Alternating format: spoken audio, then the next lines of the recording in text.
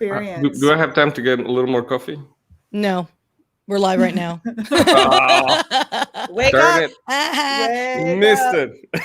You missed her. Well, but it was funny that you were saying that with Janice. Is like I could see like the next generation of women, like your daughters that you say, for example, sitting down at a table with her, and just I can imagine they'd be in awe of sitting with someone like her.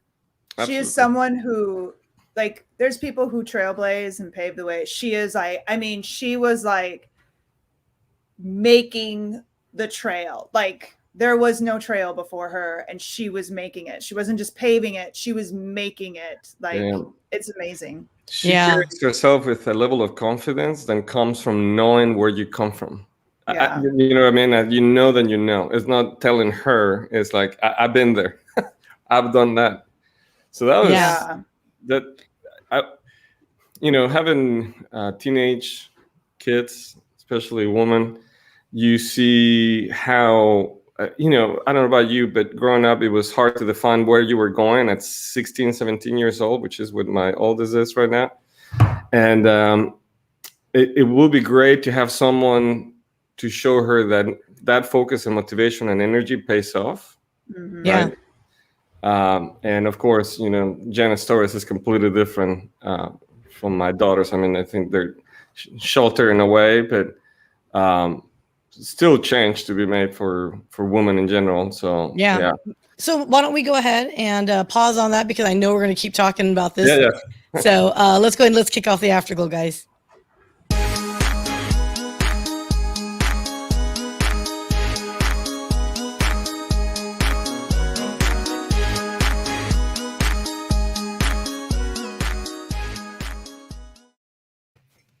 Good morning, good afternoon, and good evening. This is the Afterglow Live Recap Podcast. My name is Syya. And I'm Erin Gregor. And we are the Dallas co-chairs of Global Leaders Organization, and we're also the co-founders of Innovation Media Enterprises, a boutique and very cool podcast strategy, consulting, and production agency. So what are we recapping today? We are recapping Janice, I'm going to mess up, Bryant Howroyd, the first African-American self-made billionaire, extraordinaire. And as you probably heard us talking a little bit earlier in the lead-in, she is an amazing and just awe-inspiring woman. And to help us talk about it today is the Houston Chair, Mr. Tino Urbina. Welcome. Hey, how are you guys? Thanks for having me. Looking forward to the conversation. Oh, well, thank you so much for joining us. And it's Texas in the house. Let's just say it, guys. Texas in the house. Nice.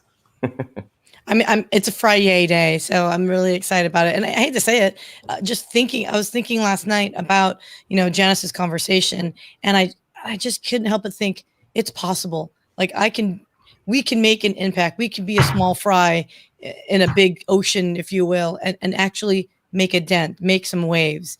So you guys, this is gonna be real free flow conversation, but Janice, holy smoke. We were talking about earlier, Erin, you said she wasn't just a trailblazer. She was a trail definer, it almost seems like. Do you think? Yeah, absolutely. I mean, her story even goes back through the civil rights movement and her going to school at an all-white school, because, just the woman is truly amazing. And yeah, she came at a time, let's be honest, like, there's still room to be made for women. I know Michelle's passion with GLO is that women businesses aren't invested in as much. And there's definitely room to grow. We've got places to be, but we're so much more fortunate than she was when she began, and she did it. She paved, like I said, it wasn't even, I feel like we're paving. Maybe we're like laying some asphalt down at this point, right? But she was like, there was no trail to get on. She was making it. I think there's a couple of things. You mentioned something, Syya, about her being so quotable. Yes. And her response to me was, for some reason, we don't think about what we say sometimes, or the value that carries to somebody. And how important sometimes those words of wisdom become. And I think the saying of, words mean things carries heavy on her because her background and their history. I think she found herself being looked after as a leader on her own right, as a African-American woman business owner, which, talking about courage to back in the 70s with all the things against African-American women and starting a business alone can carry. She sees herself as someone that has to say the right thing every time. Maybe not the right thing, but the right thing in the sense that it's going to be impactful, not just talking, right? So that was, I don't know if I do that enough. I should. I think we all should in a way. So, it's like a daily struggle for me to really be intentional with my words. If you notice one thing she did, which I picked up on immediately, when she's thinking, she slows down her speech and her cadence. Yep. But by her slowing down, she's able to really be intentional in her words, and it comes out so eloquently. And I'm right now trying to slow down to ensure that I'm not saying or not sounding like an idiot, all that good stuff. It's when you slow your brain down, it really does help. And she's called it, as an African American and female in business circles, she doesn't have that split second to waste away because she has to prove herself. She had to prove herself. She had to be articulate to be, quote, better than the average in order to gain credibility. And that is a very real problem, I think, in general. But for those that maybe don't understand, if you're already starting from a negative perception point and you have to climb your way out, it can be tough. Well, can you imagine how many times in her life she probably heard, "You don't sound like a Black person"? Yeah. You know what I'm saying? Like, not to be, can you imagine how many times she's heard that statement? Well, I think I heard in an interview of hers with, I think it was Fortune. She was saying how different she is as a person, that she's not fitting in one box, even on her own community. Yeah. So that's the reason. I mean, she's been there, done that, and the fact that she's tremendously successful, it is not a mistake that she's mentoring as she goes with everybody. We all want to know, I think in the past we have this conversation of, don't you wish somebody would tell you how could you change things for the better now instead of 20 years from now? Yeah, she will be one that love to have in the dinner table, or, let Janice help buy drinks, would love to sit down and make some bread. Yeah. I can't imagine the stuff she heard in boardroom. I mean, I just know what men say to women in general. I can't imagine what she had to grin and bear and keep going. I can't even begin to imagine. But she did it anyway. So let's talk about some of the fundamental things that she did, though, for her success. So let's be honest. Obviously, she started out with nothing. She borrowed $600 from her mom. There was a question about, hey, did you take investment? And it was interesting in that VIP room. Or was it VIP or was it in public? But either way, she borrowed money, $600 from her mom, and she was able to parlay that into her business. Well, she had saved some money too. She was very specific about that. Like, she had some of her own money, but yeah, like she wanted to make sure it wasn't all her mother. It was fine that she defined that. So if anyone knows anything about recruiting, that industry, it can be very difficult at times. I used to be an IT recruiter back in the day, and I had the luxury of having it, quote, easier because it was during the .com boom back in the day. I'm dating myself. And it was easy to place someone because it was a what do you call it? It was a new employee market, right? Because a lot of people jumped ship, right? With all these startup, tons of money was going in, and it can be extraordinarily competitive against the bigger IT recruiting place, right? Sure. So how do you differentiate yourself? And she used a word that I was like, ooh, I wrote it down and I was like all excited. She mastered glocalization. Yep. And how do you define glocalization in your terms for your business? So I guess I should explain, glocalization is globalization, right? But she said focus locally. So if you can master your local market and the values and needs of your community, you will be able to replicate it as you grow globally. That's basically the premise of it, is master local, because that's what you have and what you know. So Tino or Erin, how do you think of localization for our own businesses? So I think when a company, an enterprise gets to grow so large, they have to create systems, and those systems are blanketed across different regions, different cultures, different ways of doing business. And so where it's perceived as a way to be efficient in a global scale, right? We know what we're doing across our ecosystem. Is really not effective locally, because it crashes or clashes with the culture, with the attitudes, with the current circumstances within the given market. And I think her noticing that, I think it makes a difference. And again, I got to go back to her background, saying, here's what I wish I would have. It's not a CEO that, prestige university graduate that, comes in and now dictates what's going to happen. She's been there. She built the business from zero to where she's today.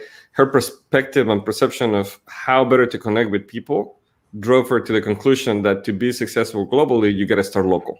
That's my take. And related to business, I mean, in my case, is sales, marketing, technology. So it's a relationship consultancy. So at that level, usually you base your decisions local. So I don't have yet that perspective of the global, although I do have clients elsewhere in the world, but obviously not a $1 billion scale, which that also says a lot. $1 billion company doing business local. Well, I think it's like almost another version of niching or niching, whatever you want to use it, potato. But it's that same thing where you want to go at a bigger scale, but before you go at the bigger scale, you got to hone in on a small portion first. And it's the same type of concept. If you get too big, you're going to drown in trying to just find your client and connect with the client and understand those things. So it was get really, really, really good at a small thing, whether that's local or, niche or whatever, but just know that in and out. So when you grow, your process is down, you've got that, it's easy to scale versus trying to do too much at once and you get nowhere. So it reminds me of that previous speaker that we've referenced before. And I think Joseph mentioned him last week as well. And I just love him. It was Yoshi, the gentleman that was in the Amazon. He said, monopoly, right? Create a monopoly. And I was laughing at it, but she in essence is saying the same thing, is create your local monopoly, if you will, and master it such that the other competitors, they're always going to exist, but you differentiate yourself. So she said one of the things that she differentiated herself versus her competitors was focus on the customer's interests and being a candidate advocate. So again, going back to recruitment, because this is her field and industry, and I understand it too as a former recruiter, is oftentimes when you're looking for candidates for a job description, you're typically catering to the business, so people that are looking for the talent. And oftentimes you're just finding those individuals that will match the job description. And she flipped it on the other side and said, no, how about this? Look at your candidates, look at what makes them whole, human, etc., and really give them the great experience such that if there is an opportunity that they can match and connect, it is a more deeper connection versus, oh, do you have C++ skills or blah, blah, blah skills, right? And I think that's what really differentiated, because again, it's like moving humans around, and it can be callous and cold in recruitment. So I really liked her point on that, was flip it over, like do different. You're doing the same task, but make it a different experience overall. Yeah. And just the time she came into the industry. I mean, like I said, I can't imagine everything she's been through, but you had to have your own, again, it's like you had to have your own unique spin on it just to stand out and get in the room and get, and then once you kind of build that, all right, my candidates they're longer, they are there, but she definitely had to approach it differently, just to be able to stand out. So I have a question on this, and because doing it differently, and she kind of goes down this path. She is a force to be reckoned with, guys. Like, Yeah. it was Yeah. very obvious in the conversation. She was like, no BS. She took no BS. But it was very interesting on her perspectives on women and women in leadership. So she had thrown this out here, and I think this is debatable. She had mentioned that women have a prejudice against the individual versus the aggregate, or she says, or she kind of like inferred that women have a tendency to think of the holistic picture versus the individual, whereas men typically think of the individual over the holistic bigger picture. And that's why they tend to shy away from things. And I thought that was really interesting that I don't know if I agree or disagree with that, but do you understand what I'm trying to say here? Because I took the notes here. She's used a mother anagram. She does a lot of anagrams, and I was like, I can't type fast enough for it. But anyway, I don't know if you guys caught that or not, but it was just the fact that she said women in general tend to like stand back because they're looking at the greater good of everybody, whereas men will just go and just sometimes Leroy Jenkins it and just go in without the plan. I think I interpret that a little different, maybe. Okay.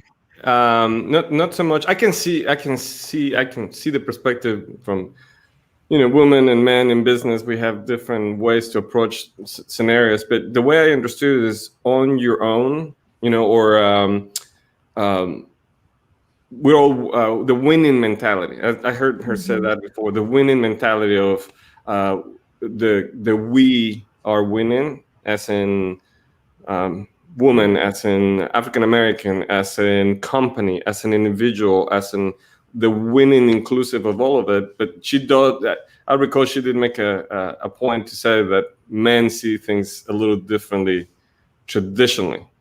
And I can't disagree with that. I mean, when we think about winning, is somewhat individualistic, and the way she expresses the winning, again, a little paradigm shift. Those little things that people say and do that defines them and why they're successful. That's she has many of them. As you were saying, she's very quotable. So yeah.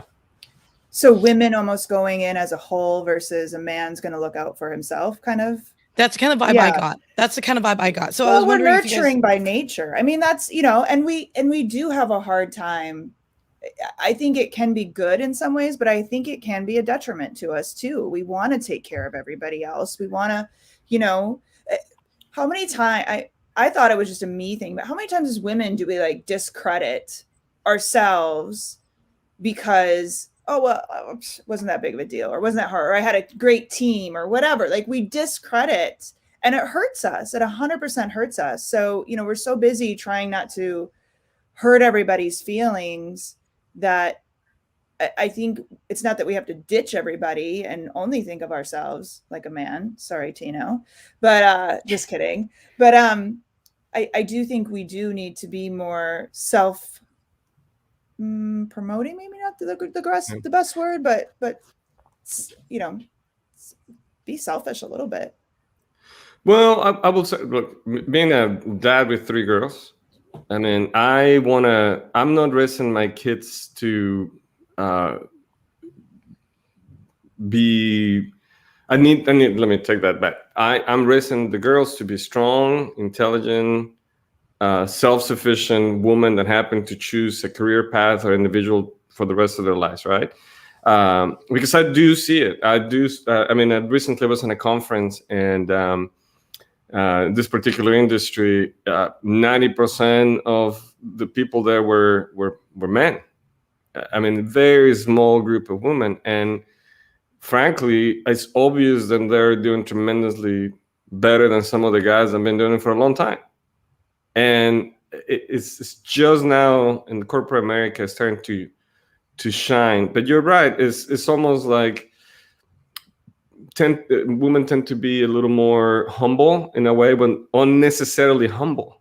Take the win, Now, I also see that as a great path to leadership, right? Because when the team wins, is their win. When things go to the basket or hit the fan, a good leader takes responsibility, right? But it's not to be confused with the same to say, hey, yes, I did this. This is my doing, my initiative. This is great. And you're right. If that happens more often, more recognition shall be passed to those that deserve it. And yeah, women deserve it.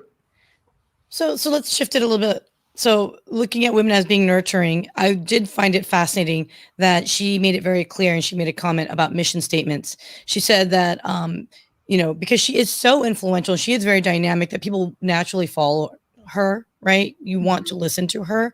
But she said that mission statements have to be supported by those that are actually living it and living to the values individually and or the company's values.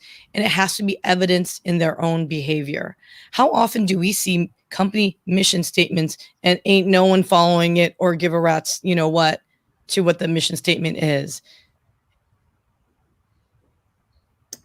I mean, I can't give you examples of that. I mean, I could give, I imagine you guys hear a lot of that, right? When you're building a podcast, when you're defining what that's going to be, it's almost kind of goes hand by hand on the mission statement of the show, right?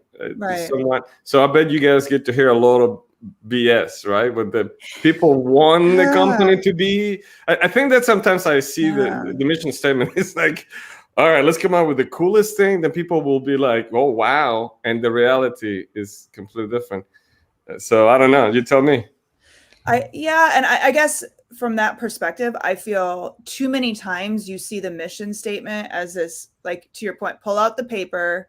It's this really cool thing that we've got stashed away. I'm sure we hired a great consultant to help us create this, but nobody gives a what it is. Nobody's reading it. Nobody lives it. Right. Where I feel like those companies, and I can't pull out their mission statements, but just where they're like really, really connected to their core, like Harley Davidson is one I can think of. You know what I mean? And again, I don't know their mission statement, but I would bet their employees understand what they're there for and what they're building for. It's more than just a motorcycle, right? And I think that's where those companies, where it's more than just bop, whatever it is you do, there's a true meaning behind that. I think that's where you can tell that they do. I mean, Wells Fargo is one where I could roll my eye. I could only imagine what their mission statement is. Wells Fargo and Bank of America are two companies where I bet $1 million if I read their mission statements, I'd roll my eyes and be like, can tell you guys really match with that one. You know what I'm saying? Like, ooh, you called out names, Erin. Ooh. American Airlines would probably be another one, even though I fly them. God, they just like treat you like you're welcome for letting you get on this plane right now. You're welcome. Yeah, exactly. Well, and that's so the problem. Whatever theirs is, I would roll my eyes at it. So, okay. So she had an analogy then on that then is feet, FEET. Okay, guys, she talked so fast. I couldn't type fast enough. So I got it as freedom, excellence and deliver, excellence again, and time. No, I forgot the second E. I don't know what it was. I wrote it down. I don't know what I did with it though. I lost it. I was loving it because she was talking so well to it, and I was like, shh, I can't find it fast enough. So yeah. But giving your employees and yourself freedom to explore, freedom to innovate, freedom to be yourself, and then excellence in delivery, right? Executing. I really loved that part of it, and then give yourself the time, right? To execute, to manifest itself. And I just love that, because how many times, again, for us as entrepreneurs, do we give ourselves the freedom to wander, or we heads down of, I got to do this business objective, I've got to get to XYZ or task at hand. So I've got feet if you want me to read it. Yeah, please. Okay, so it's freedom, excellence, and delivery. Everything matters, so invest the time to understand. That's what she said.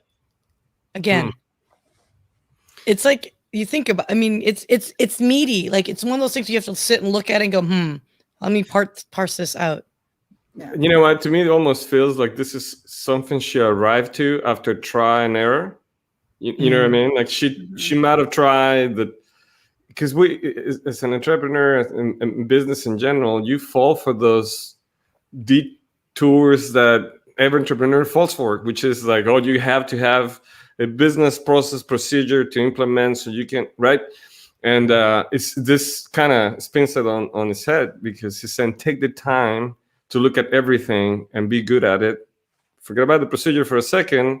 Let's just be genuinely good at what we do. And that clashes with most corporations, right? It's about efficiency. It's about systematization. It's about, and I was just referring to the Golden Circle with Simon Sinek, where he talks about companies positioning themselves from what they do, how they do it, and why, and uses Dell as an example. It's like, we make computers and they're fast and you want to buy one, versus Apple then starts with why. Mm-hmm. We're the Cavaliers, we're unique, we're individuals, independent. We happen to make computers. Whole different approach, right? And I think that was a little bit what I gathered from her. She makes these little comments and they're very inspirational, right? Just in the conversation, and that goes back to the quotable thing. She connects with emotions with people. I think that was very unique, and I think her business or her company kind of tends to do that. Not just her as an individual, but her company as a whole, from global to take the time to that was interesting. It's unique. Oh, I love it. I love it. So, Erin, I can't believe how fast time is wrapping up here. So, you guys, if we could just summarize our perspective or takeaways from Janice, what would you guys come up with? I mean, I'm in awe of her and resilience. Like I mentioned, I can't imagine the asinine things she heard through her entire life. I know the stupid things I've heard to me, and this wasn't 40 some years ago, right? So for her to continue on, to put a virtual middle finger up to the world and continue on and show what she's done, she's absolutely commendable to me. And to your point, Syya, of if she's done it, I have no excuse at this point to stand up and do it, no matter what anyone says to you, no matter what anyone does to you, no matter the cringeable roll your eyes moments, the things that hurt you. I mean, like I said, I'm sure she's been, again, just being a woman of color, being all these things.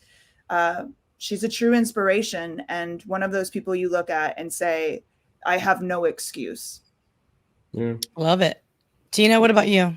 I think for me, we're a couple of things. One, yes, as a business person, the level of success that she has accomplished is because of her history. And sometimes I feel I personally sometimes don't embrace that as much as I should, because I want to be good at what I do, and I'm gonna, and sometimes you don't reflect where you came from and saying, I have come a long way and I have accomplished a lot more right?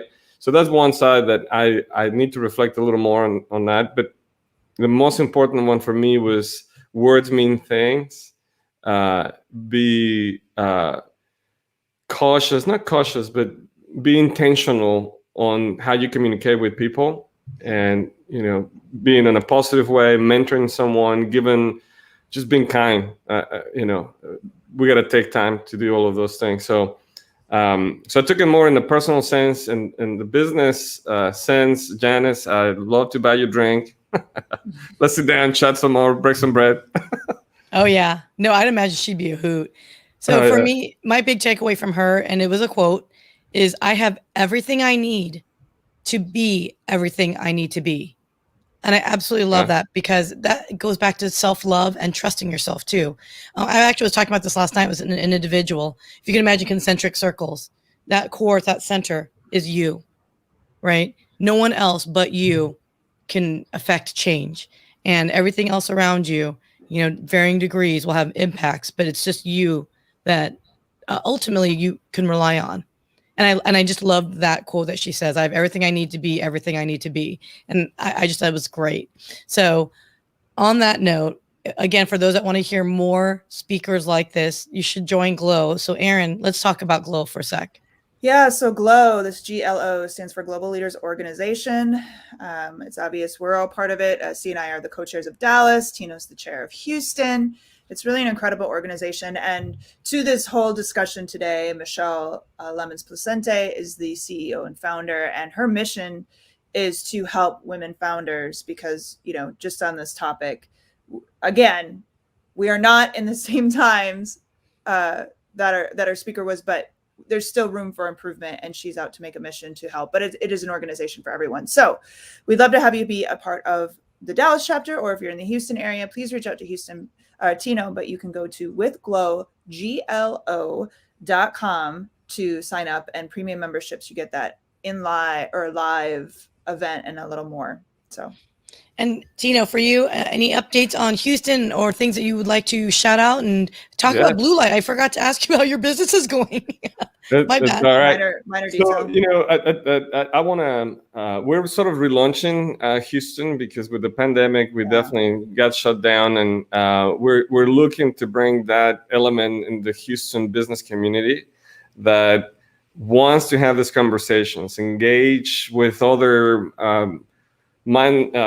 like-minded individuals that are pushing the BS aside, and we can have a common ground to become better people, individuals, and business folks. So I'm looking forward to meet you next month. We're going to have a face-to-face event. I think Vince might be part of it, and it will be a great time to see you face-to-face. If we're also going to do it virtually, so we're going to have that double thing. But yeah, we're excited. So I'm enjoying my time with you guys today. This was, as always, fun and enjoyable. I got to tell you, and this is, GLO is growing, and they are looking for other chapter chairs. So other cities, if there is no GLO local chapter and you are interested and you're an entrepreneur and successful, consider a Global Leaders Organization. It is such a cool organization. And you meet peers that you can, for all intents and purposes, become your virtual board of directors. And if you want a more formalized personal board of directors, we are advocating, and we are launching Forum, FORUM, which is a proper think mastermind on steroids, long-lasting relationships. So we just had a taste of Forum in Dallas, and yes, we were criticized that it was all male, but the bottom line is this: they are actually looking to bring diversity in. That's why they did it, because they want to show how good Forum is. And unfortunately, they had 2 members recently leave because they left the state, and who happened to be female. So yeah, optics look a little bit bad, but we're all about diversity and inclusion. We got grilled on that. You know what? Yeah. Here's my perspective. You and I have always been huge advocates. Look at us, Erin. So I hope women business owners grow. I really do. I mean, I'm not against them.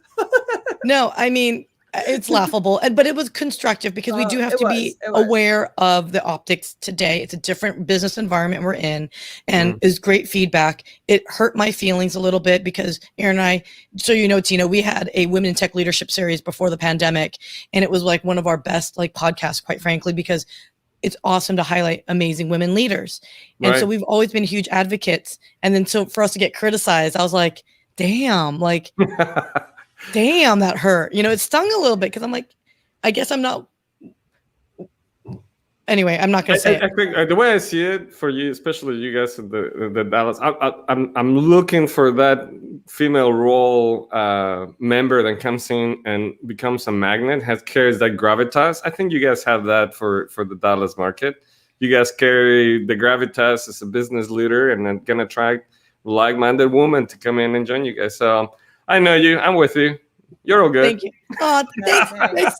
Yeah. Keep going. Give me. No, I'm joking. But on that note, though, so next week's speaker is Rick Sapio, and he is founder of the Business Finishing School. That is another the business. BFS for short is a great advocate for Global Leaders Organization. They are sponsoring the Business Acceleration 2.0 series. But also as GLO members, you will have access to the Business Finishing School. Think of it as a MBA online for businesses and entrepreneurs to understand how to take your business to the next level, especially if you're looking to get access to capital. So it prepares you for that, but also gets you thinking bigger, broader, from a small business owner to a true entrepreneur looking to scale. And maybe us, 3 here talking could be the next Janice Bryant Howroyd. And we don't highlight that enough. Syya, about access to capital, and it's not your traditional banking. I mean, there's many ways to do that, but definitely access to learning how to access that capital is key. And so that's a good starting point. If you're already in that positioning of being in the process of getting funded, you should still come and figure out what else we can do. That makes us unique as an entrepreneur group. Exactly. And so I'm very big on social causes, and on behalf of Erin, because I have one of Erin's rescues, I do want to do a little PSA. Please, everyone, if you are looking to adopt or having a family member added to your family, and I'm talking about animals, not humans, you can do that on your own, but please consider adopting. Erin, do you want to do one quick PSA? I do and I don't, because, well, yesterday was National Dog Day, but I'm going to be honest with you guys. We're in the Dallas area. Fort Worth and Dallas, as the Dallas Animal Shelters, as someone said this past week, had a bloodbath over there. So unfortunately, they are in massive code red situations. People are bringing back all their adorable COVID puppies that they wanted. And now just please don't buy, please don't shop, please go and rescue. They need your help tremendously right now. I just saw Rowlett was code red. Code red is not good. That means dogs are going to lose, or animals. So please go adopt. Please, and that could be dogs, cats, for those that live on ranches, horses, all that. Please, please, please. Or if you cannot adopt, please donate or foster, right? So that is our PSA for the thing. And I just love babies too much. And so on that note, let's think positively. Go to Grow with GLO to learn about Business Leaders Organization. Guys, have a great, wonderful week. We will see you next week. And thanks for joining us, everyone. Thank you, Tino. We really appreciate Happy Friday. you. Enjoy the weekend. Happy Friday, everyone.